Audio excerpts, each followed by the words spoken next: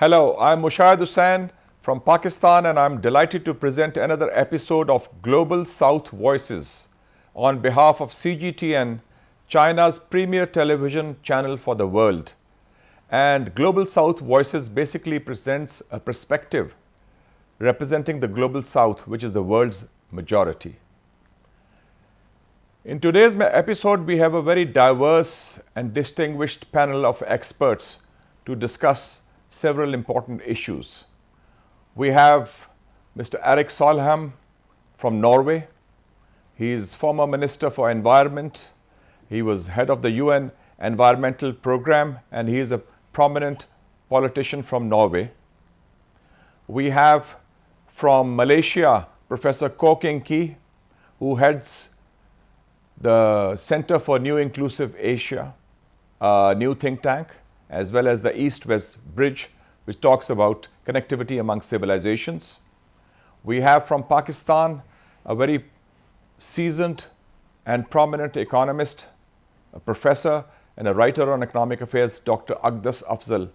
And we have from China, Dr. Chen Xi, who is also a leading expert on geopolitical issues and geotech issues. We would like to be discussing today the issue of overcapacity because there's a lot of hype in certain countries, especially the United States and even certain Western countries, about China's overcapacity. And we would like to discuss whether this hype is created for an economic basis, or is it driven by politics or geopolitics. Now I would like to go over to Dr. Aqdas Afzal from Pakistan. And how do you see this situation given the context that there are some new realities? That China today is the leader in green technology, especially the production and export of electric vehicles and production of lithium batteries as well as solar panels. And at the same time, we see a swapping of roles. China has become the biggest exponent of open and free trade, while the US is now an exponent of protectionism and tariffs. Dr. Aqdas, what is your take on this? And I would largely start my comments by taking issue with the term or the semantics of overcapacity. I mean, what does it actually mean when the U.S. administration or intellectuals in the U.S. say overcapacity? I mean, things do not come out of thin air. I mean, countries produce manufacturers or other exports because they have the ability to do that. So I think this idea of overcapacity or oversupply is probably a euphemistic term for saying that somehow China is engaging in unfair trade practices. I mean, this is what the US administration or officials are implying.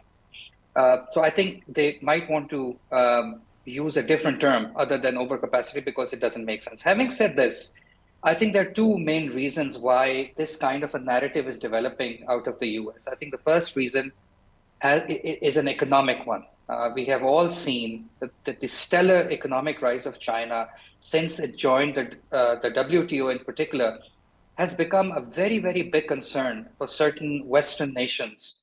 And they are probably losing sleep about what the world is going to look like if this phenomenal and stellar rise or exponential economic rise of China cannot be stopped. Because what this means is that the global world order that was put together by the victors of the Second World War after around 1945 is going to then be is going to transform and change very, very significantly. So I think that is one concern that certain Western nations have about China's stellar and exponential, amazing economic growth and how to make sense of that. And I think the second reason is political, because as you know that this is an election year, President Biden is facing a very strong challenge from Donald Trump. And Donald Trump was able to tear down the so-called blue wall in 2016. I mean, these are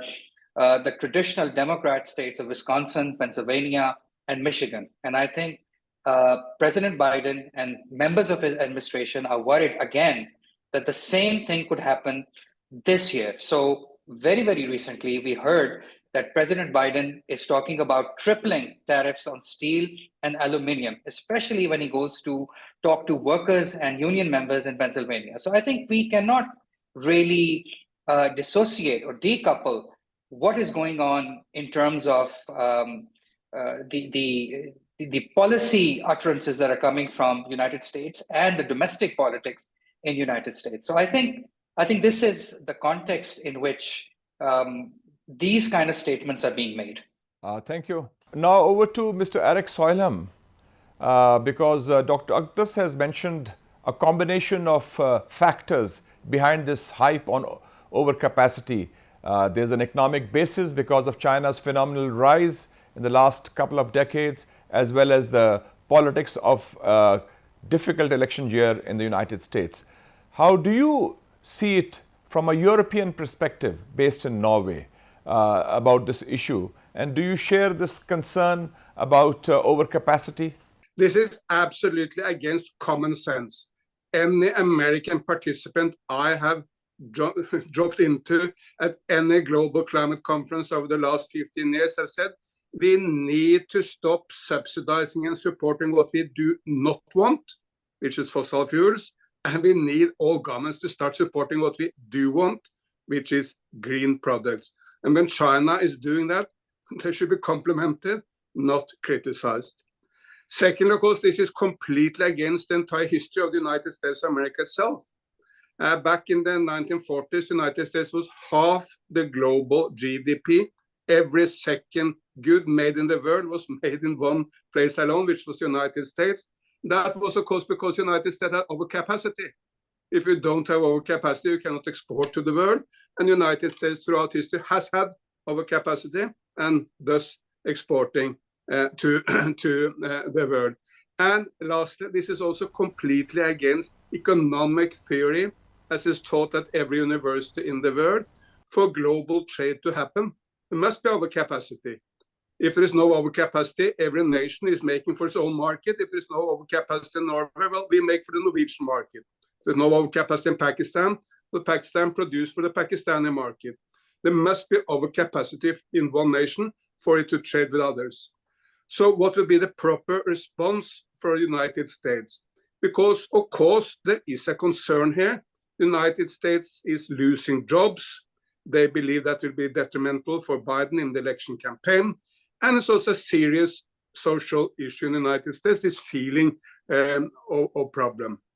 Look, what is the proper response? The United States of America and indeed Europe needs to get up early in the morning to compete with China.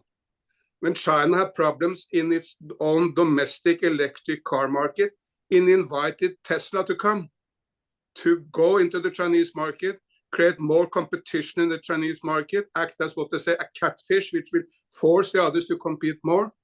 Proper response for the United States when they cannot compete, well, that is to invite all the competitive Chinese companies into the American market to step up competition there. And then the United States in the long run, and Europe exactly the same, will be able to compete. Yes, I think Mr. Erik Solheim, you've said it with a lot of strategic clarity. Given your own expertise and experience in this important issue, that on the issue of climate change and green products, as you said rightly, China should be complimented rather than criticized. And the way forward for the US should be to compete rather than trying to confront China on an issue which is probably the existential issue for our planet. Thank you. I now move on to Malaysia, Professor Koh King Kee. How do you view that? Because Mr. Erik Solheim also pointed out the double standards. There was a time when US overcapacity was there after World War II, and they were exporting to the world and flooding the world with the US products, and nobody criticized that, and people welcomed that as part of free trade. So how do you see the US perspective on this issue of overcapacity? Is it a desire to maintain economic hegemony basically, or a failure to compete? US deemed China as the only country that has the capacity to challenge US global primacy in both economically, technologically, and diplomatically. it deemed China as a long-term pacing threat. So it is using everything it can in suppressing China in every domain, economically, diplomatically, technologically. So it's just one of them. So this rhetoric coming out from the Washington elites is nothing surprising. There'll be more to come of things like that. So, but I think China's rise benefits the world. We from Global South, we welcome China produce cheap, good, a product for us. We can't afford to buy expensive goods from US, So, and China has also repeated many times China's rise is an opportunity for the world. I mean, US is welcome to compete, with China in these and new electric vehicles. And as the previous speakers have said, China has committed to this zero emission by 2030 or what, So China is doing all it can, contributing as a major economic power, as a responsible big power. So I think we should not be biased, US is simply furthering its geopolitical interests by all kinds of excuses. I think it's time for US to stop and realize, and take on China's challenge head on. We welcome that from the Global South. And you're right that, as you said very aptly, that China's rise is an opportunity for the world. Dr. Chen Xi, coming back to you, are you concerned in China that the US is actually trying to weaponize even the issue of climate change and environment, given the kind of Cold War mentality that sometimes permeates policymakers in Washington, D.C., especially in the administration and also in the United States Congress? And I noticed that while in the Inflation Reduction Act, which was passed by the Biden administration, they have giving billions in subsidies to Chinese chip conductor manufacturers. They are also trying to cut their nose, as they say, to spite their face. They had a tax subsidy of $7,500 on every new electric vehicle purchased by any American. But now they say that if that electric vehicle has Chinese batteries, then that tax rebate of $7,500 will be withdrawn, which means that they are willing to undercut and undermine climate change and the cause of the environment to spite or to contain China. And this really doesn't make any economic sense, doesn't make any political sense. Your take on it, Dr. Chen Xi. Yesterday, I tracked the figure. It is 15.5 billion US dollars to retooling the US factories transition to EVs, avoiding importing the products made in China. However, I don't think it's a problem. The US has a systematic challenge due to its low cost effective supply chain. For example, in EVs is built. The same model of BYD Atto 3 in China is less than 20,000 US dollars. And it's about 50,000 US dollars in France and 31,000 US dollars in Australia due to expensive costs locally. It's also very high in the US. Now, more reputational players have entered into this market in China, including Xiaomi and Huawei. And Chinese consumers will benefit from this fierce market competition, which all the traditional makers don't want to see. The global traditional giants have realized that they need to use Chinese engineers, capitals, and technologies to decrease the costs and gain the profits. For example, Ford and General Motors, big supplier in the US, uses BYD's battery, and the Volkswagen buys 5% stake of Xiaopeng, a Chinese EV maker. Almost all of these makers are private and international, not the state-owned companies. Potentially, their products could extend to charging, AI, and communication infrastructure to serve the space, land, sky, and under the water in the future. So the suggestion by me for the US to join the market competition in China and use Chinese supply chain to collaborate, to provide a better option to green economy and adapt to climate change globally. As a result, it accelerates their own transition domestically. Mr. Erik Solheim, you've been Minister for Environment, you've been a leading voice for the environment, you've been also Executive Director of the United Nations Environment Program. And here we see a dichotomy in American policy. The US has had an Inflation Reduction Act on which they are giving billions of dollars of subsidies to chip manufacturers in the United States.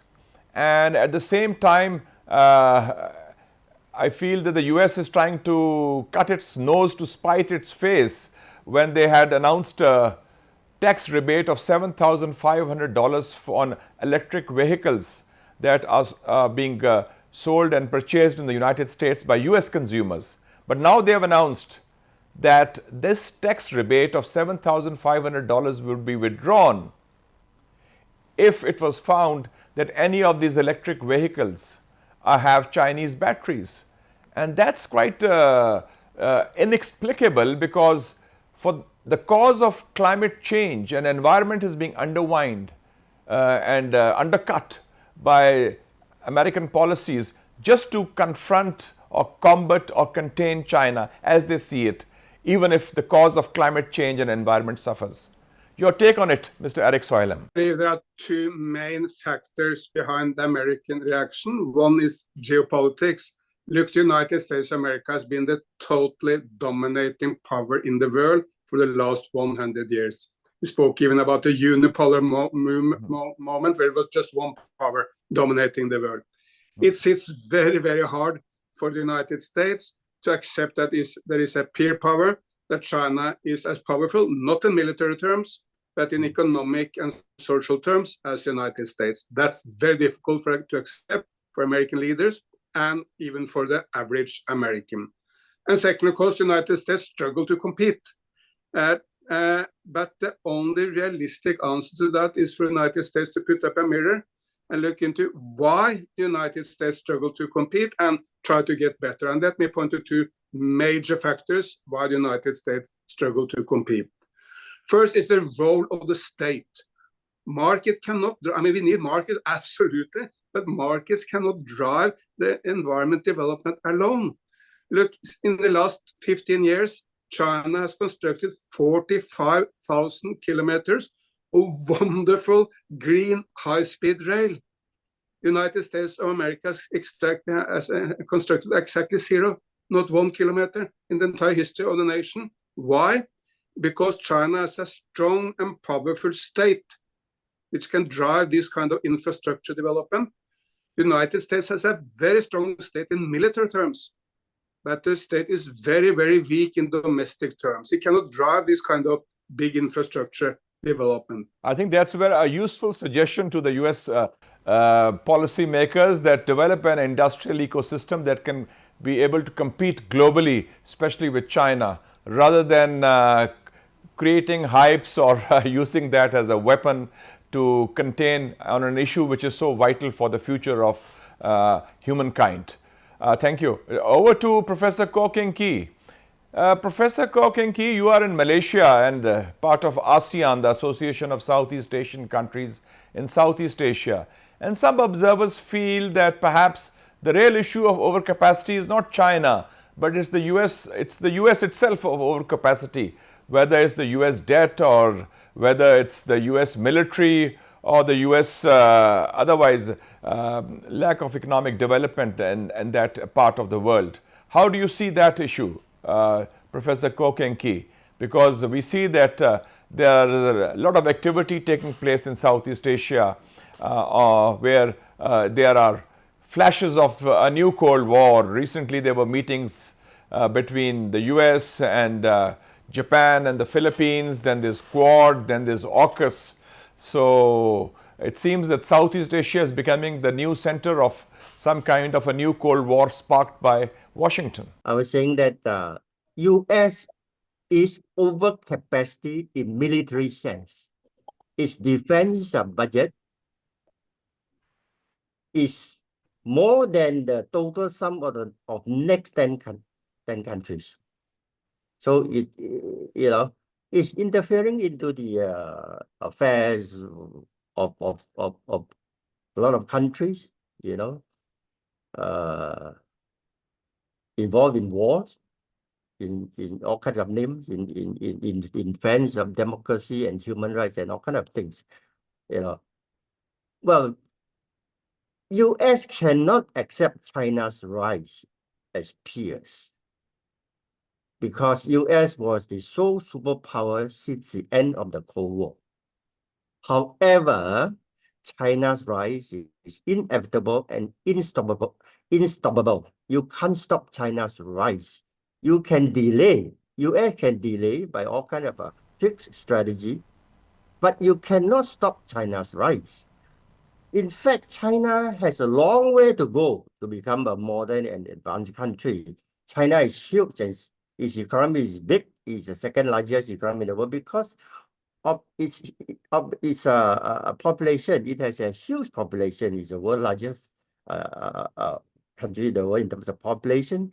And its economy right now is about 65%. GDP is about 65% of US, but its per capita GDP is hardly 15% of US.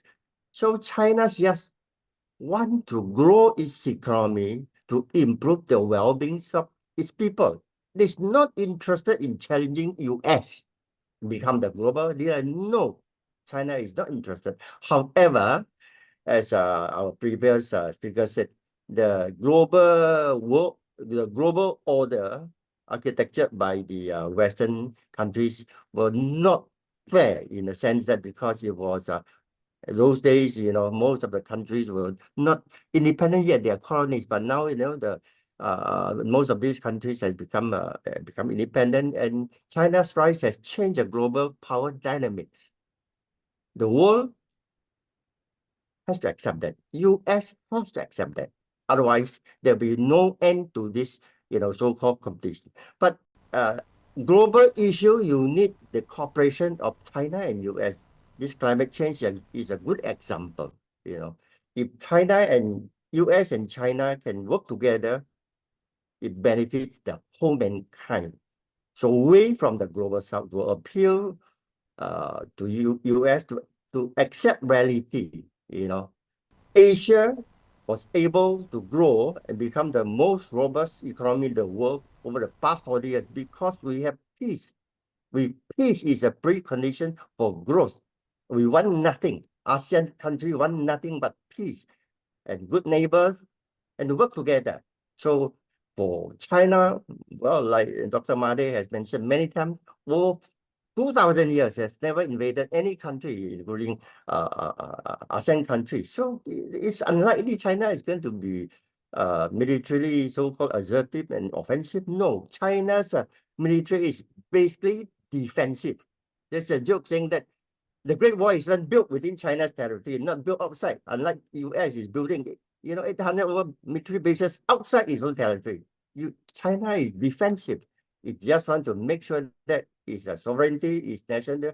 I'll ask Dr. Aqdas, how is China's green technology revolution affecting the economic development of the global south? And because China is also a leader in globalization now. And how do you see that as a plus for the economic development of the global south? Dr. Aqdas. Well, first of all, whenever, you know, the US or other Western nations talk about overcapacity, I think we also need to find out what the Chinese perspective is. I think the Chinese have been saying consistently, and I think there is a lot of merit to what they have been saying, that it's not a increase in supply. Rather, there is a decrease in global demand that is going on. The world just isn't buying as much as it used to. And I think that idea, that imbalance between global supply and global demand is being portrayed as overcapacity by certain US, how should I say, leadership. So I think that's one point that I wanted to make. And also, I think Chinese manufacturing has been tremendously helpful in bringing down costs in the developing world. I mean, look at the example of solar panels in Pakistan that are made in China. I mean, they are now ubiquitous. I mean, you drive on the motorway from Lahore to Islamabad, you will see large wheat fields displaying huge solar panels. So I think that's one manifestation of this benefit that the world has drawn from Chinese manufacturing, especially in green technologies. And I think this idea China is developing or producing or bringing about overcapacity just doesn't pan out when we look at history. I mean, all countries in the world have developed surplus, and this was a point that was made by one of the panelists earlier. I mean, how do you think the US is exporting Coca-Cola or Apple products? Isn't that overcapacity? So I think surplus has always been produced by all nations who have been able to do it, and they've always sought external markets to sell whatever it is that they produce. And I think in the final analysis, this so-called overcapacity has been beneficial in terms of bringing down inflation, in terms of bringing down cost and prices for many consumers in the global south. And an example of that is reasonably priced solar panels that are now ubiquitous and available everywhere in Pakistan. Thank you, Dr. Douglas. Now, I would like to ask Mr. Erik Solheim. Recently, Chancellor of Germany, Olaf Scholz, has mentioned that the world is witnessing epochal tectonic change. And the world is also at an inflection point in terms of globalization, issues of war and peace, issues of climate change, conflicts raging in Europe, in the Middle East, and a specter of a new Cold War in Asia. So how do you see the future trajectory of European relations with China in this context? And do you think that Europe's path would be a different path than that is being currently traversed by the United States towards China, which is more confrontational, which is more combative, rather than more in terms of connectivity and cooperation? I'm a great fan of the notion which the French president, Mr. Macron, made when he went to China last year. That was, he said, Europe must seek strategic autonomy. Because Europe will not be an ally with China against the United States. I mean, that's out of the question, because you have much longer and much more kind of people-to-people contacts with the United States. I mean, from my nation, Norway, 1 million people went to settle there, and there are huge bonds between people, which is not there at this stage with China. But Europe should also not be depending on American opinions for everything. It's about geopolitics, and they will need to respect each other and have a dialogue when we disagree. But it's also about making sure that there are fair treatment of all companies and there are jobs for everyone. And when there are disputes, we should refer to the World Trade Organization as a mechanism for dialogue on the disputes. But with the will in Europe and the will in China, we can go a long way to make a better world together. And of course, with partners in Asia, Africa, elsewhere. Let me just at the end also mention the biggest service China has done to the developing world is of course to bring down the price. The price of solar has gone down by 90%, price of wind by 85%, largely thanks to China. And that means that for the poorest of the poor, for the Malawis or Madagascar in the world, or in Asia for the Afghanistans or Myanmars, well, solar is now a viable commercial option. They don't need development aid to go into solar, because it's the cheapest of all energies, thanks to China, benefiting every poor person on the planet. Thank you. I think that's very well put. I think it's a fitting finale to our program when you say that China's contribution in green technology for the developing countries has been to bring this technology, the price down, so that it is easily available and accessible to the average person, the common man, as they say, in Asia and Africa and Latin America. And also, when you talk of strategic autonomy for Europe, I think we in Asia say that Asian hands should shape the future of Asia in cooperation with other countries of the world. And with this, we come to an end to this episode of Global South Voices. I would like to thank all our distinguished guests for their very intellectually stimulating discussion and their very informative contribution to today's show. You can find us on CGTN app. You can find us also on X, on YouTube and Facebook. I'm Mushahid Hussain, and stay tuned for Global South Voices, which is CGTN's debut program presenting a different perspective from the Global South. Thank you so much. See you next time.